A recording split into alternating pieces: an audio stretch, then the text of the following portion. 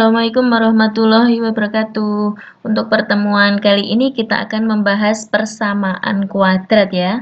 Nah, waktu SMP saya yakin kalian sudah pernah mendapatkan materi di sini. Jadi kita hanya akan mengulang dan nanti ada materi yang baru yang waktu SMP belum kalian dapatkan.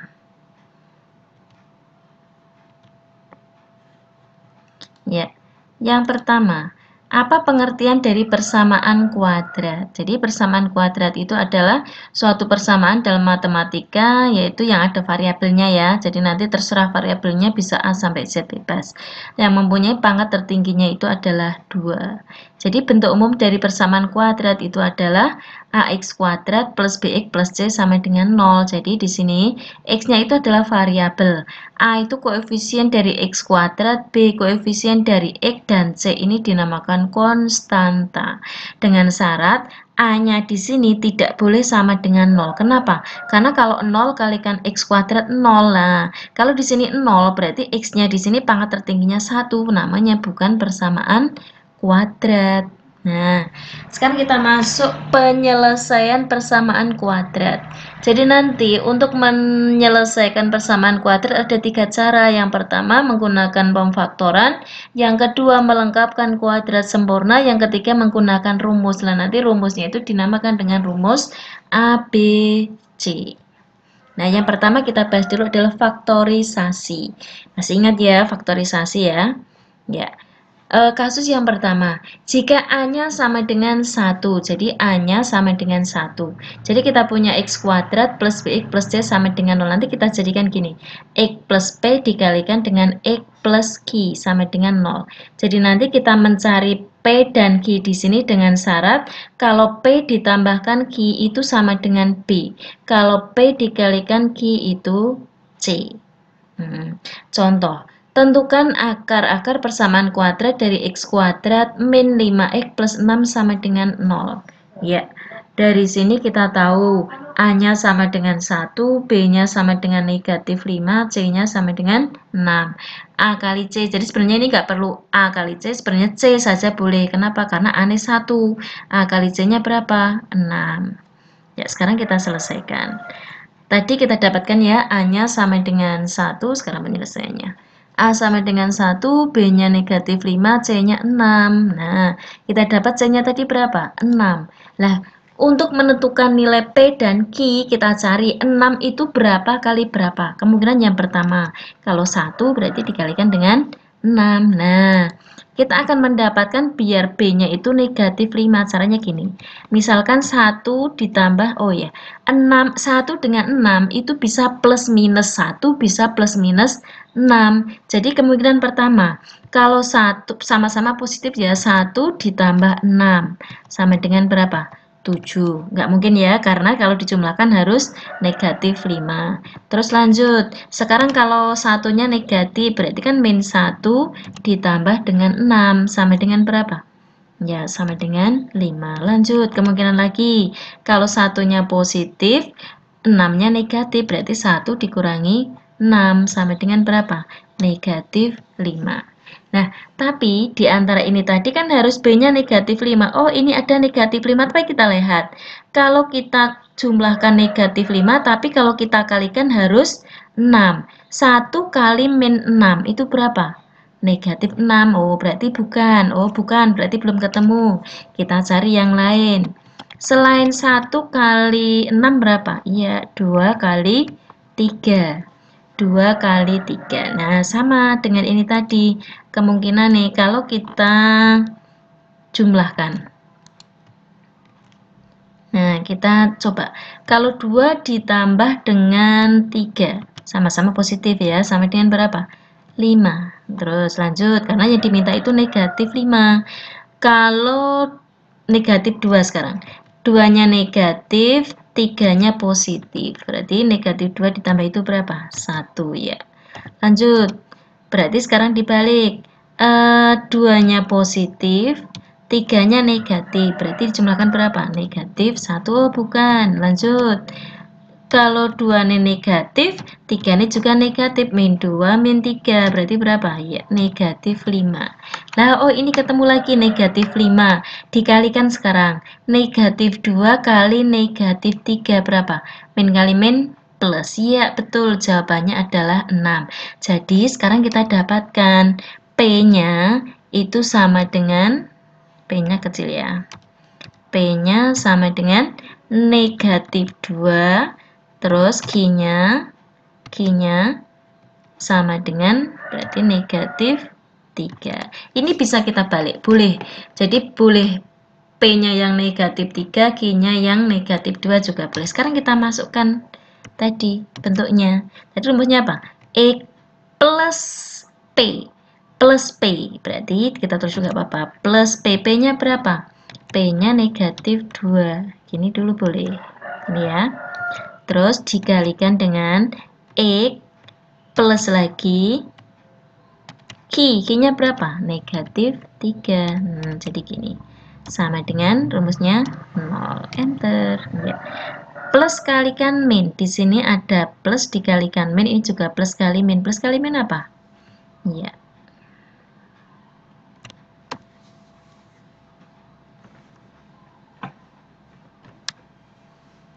Plus kali min. Min ya, berarti X dikurangi 2 dikalikan dengan X ditambah ditambah, maaf ya, dikurangi dengan 3 ya, sama dengan 0. Sudah. Jadi faktornya itu adalah X min 3 dikalikan X min kebalik ya, X min 2 dikalikan dengan X min 3. Kalau ditanyakan faktor, ini yang dinamakan faktor. Ini namanya faktor ya. X min 2 dan X min 3 itu adalah faktornya. Tapi kalau ditanyakan akarnya, berarti tinggal itu X min 2 itu disama dengankan 0. Disama dengankan 0. X, ya. Berarti tinggal kita pindah ruasnya. X min 2 sama dengan 0. Berarti X-nya sama dengan berapa? Ya, X-nya sama dengan 2. X-nya sama dengan 2. X-nya kecil. Yang satunya atau ya. Jadi kalau ada gini tulisannya adalah atau. X min 3 sama dengan 0. X min 3 sama dengan 0. Berarti X-nya berapa? X-nya sama dengan 3. Sudah, ini akarnya.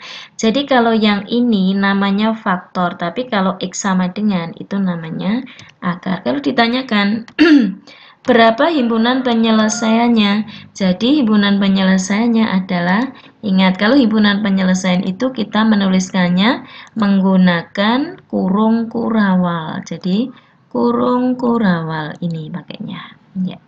Yang kecil yang di depan ya, berarti 2,3. Jadi gini nulisnya. Sudah, kalau itu ditanyakan himpunan penyelesaian. Sudah, ini adalah kasus yang pertama. Sekarang kasus yang kedua. Jika A-nya itu tidak sama dengan 1, jadi A-nya itu tidak sama dengan 1, bisa 2, 3, 4, dan seterusnya. Jadi bentuk umumnya tadi AX kuadrat plus BX plus C sama dengan 0, dengan A tidak sama dengan 1. Ya. Nanti kita ubah bentuknya menjadi seperti ini. Jadi kita buat AX plus P dikalikan dengan AX plus Q dibagi dengan A. Dengan ketentuan nanti kalau P ditambah Q itu B tetap ya. Tapi kalau P dikalikan Q itu A kali C. Tadi beda sama tadi. Hampir sama dengan yang A sama dengan 1. Ya, lanjut. Sekarang contohnya. Dengan cara pemfaktoran, tentukan akar-akar dari persamaan berikut. 4x kuadrat min 12x plus 9 sama dengan 0. Dari sini kita tahu A-nya 4 ya, B-nya negatif 12, C-nya 9. Jadi kalau A kali C berapa? 4 kali 9, 36. 6. Lah, untuk menentukan nilai P, kita cari dulu faktor dari 36. Tadi sudah tahu ya, faktor 36 berarti bisa 1 kali 36, 2 kali 18, 3 kali 12, 4 kali 9, 6 kali 6. Ini kemungkinannya. Lah, kalau kita menggunakan yang seperti cara satu tadi, kalau kamu buat seperti ini akan panjang. Kita nggak usah seperti ini, nanti kelamaan. Jadi kita lihat saja di sini kemungkinannya saja. Jadi nanti kita jumlahkan itu harus negatif 12. Kemungkinan angka-angka di sini dijumlahkan, jadi dua angka di sini yang dijumlahkan atau dikurangi itu adalah negatif 12 itu yang mana? Jadi yang pertama, kalau 1 kali 36, nggak mungkin ya kalau dijumlahkan 12 nggak mungkin. 2 dengan 18, kalau kita jumlahkan ini 20, kalau kita kurangkan itu 16, nggak mungkin negatif 12, nggak mungkin. Ini 3, 12 mungkin nggak? Tidak. 4 dengan 9 kalau kita jumlahkan 13, kalau kita kurangi 5 nggak mungkin. 6 dengan 6, kalau kita jumlahkan berapa? 12. Oh, ini yang mungkin. Nah, berikutnya tinggal kita cari. Biar dijumlahkan negatif 12, berarti mana? Ya, berarti negatif 6 dan negatif 6. Negatif 6 dan negatif 6. Jadi ini nanti kalau kita jumlahkan negatif 12, kalau kita kalikan min kali min itu adalah positif 36. Sudah kita dapatkan. P-nya negatif 6, Q-nya juga negatif 6. Lanjut, sekarang kita masukkan rumusnya. Tadi rumusnya apa? AX plus P dikalikan AX plus Q dibagi A. Tadi P-nya kita dapatkan berapa? Negatif 6. Q-nya berapa? Q-nya sama ya, negatif 6. Terus tadi A-nya berapa? Ya, A-nya adalah 4. Sekarang kita masukkan di sini. Plus P, langsung P-nya min 6. Berarti plus kali min, langsung ya. Berarti min 6. Sama yang Q-nya berarti juga min 6 dibagi dengan 4. Nah, kan di sini ada penyebutnya adalah 4, pembaginya 4. Dilihat di sini. 4x min 6, 4x min 6. Bisa nggak kita sederhanakan? Bisa. Berarti kita faktorkan berapa yang keluar di sini angkanya? Ya, 2 keluar. Berarti 2 kurung buka. 4 dibagi 2 berarti berapa? Ya, 2x. 6 berarti 3 kurung tutup. Yang belakang sama, berarti 2 nih keluar, kurung buka, 2x dikurangi 3. Gini, sama. Ya. Tadi dibaginya berapa? Dibaginya adalah 4. Nah, sekarang ini 2 kali 2 berapa? 2 kali 2 adalah 4. 4 dibagi dengan 4, berarti sudah ya, 1 ya. Berarti tinggal sisanya saja. Nah, ini boleh kamu tuliskan, berarti 2 kali 2 dulu 4, boleh. Tadi 2x dikurangi 3 dikalikan 2x dikurangi 3 dibagi dengan 4 ya. Ini 4-nya kita bagi ya. Ya, berarti tinggal sisanya. Sisanya tinggal 2x min 3 dikalikan dengan 2x min 3 ya. Nah, kalau ditanyakan faktornya, ini faktornya, ini faktornya.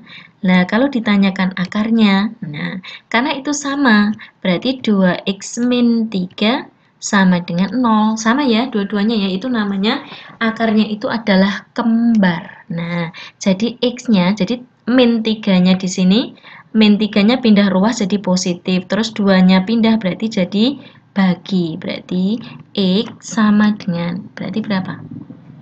Ya, 3 dibagi 2.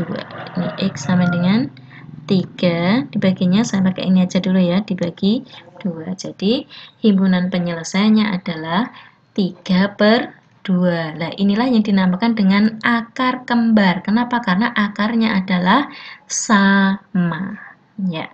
Nah, nanti untuk soal latihan, oh iya, kalau soal-soal itu kadang saya tambahi di sini sedikit. Ini bentuk-bentuk yang lain ya. Bentuk yang lain, bentuk lain dari persamaan kuadrat. Misalkan kita punya gini. Saya punya x kuadrat. Saya punya x kuadrat. Ya. Ini ya. Ya, saya punya misalkan gini. X kuadrat dikurangi 4. X kuadrat dikurangi 4 sama dengan 0. Ya, ini adalah bentuk istimewa. Jadi bentuk khusus ya di sini ya. X kuadrat dikurangi 4. Jadi ini adalah bentuk A kuadrat min B kuadrat. Jadi kalau kita punya misalkan A kuadrat, ini saya hapus dulu. Ini A ya.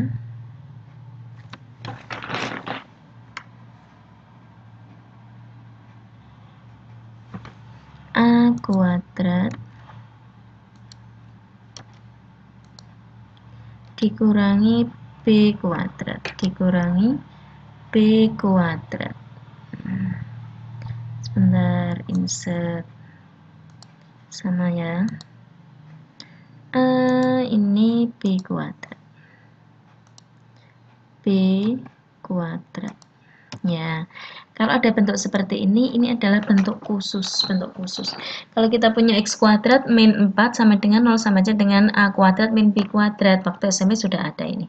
Itu faktornya adalah A plus B dikalikan dengan A min B. Jadi begini bentuknya. Jadi kalau kita punya bentuk ini, bentuk yang ini tadi ya, jadi ini apa?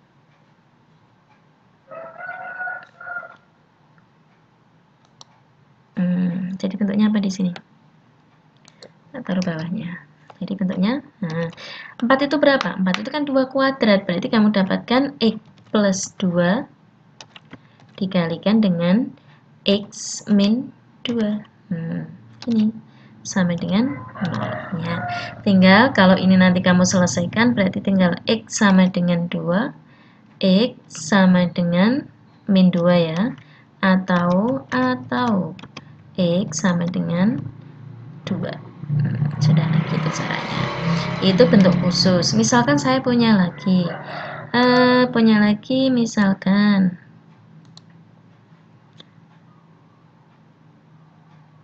X kuadrat.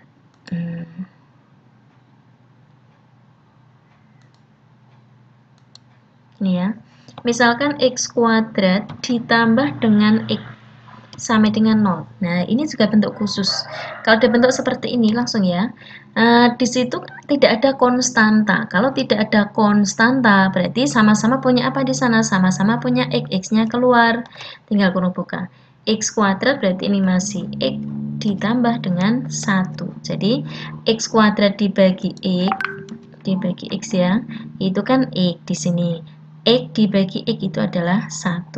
Sudah tinggal kita gini sama dengan 0. Tinggal kita lanjutkan nanti ketemu X-nya sama dengan 0, jadi X sama dengan 0 yang satunya, atau X-nya sama dengan X plus 1, berarti pindah ruas min 1. Sudah. Ini adalah bentuk khusus. Ingat-ingat ya di sini bentuknya. Ini bentuk khususnya. Ya. Untuk pemfaktoran sampai di sini ya, nanti kalian pelajari lagi. Nah, ini untuk tugasnya. Tentukan himpunan ini ya, himpunan penyelesaian persamaan kuadrat dengan pemfaktoran dari ini 1, 2, tambah 1 lagi. Yang ketiga, X kuadrat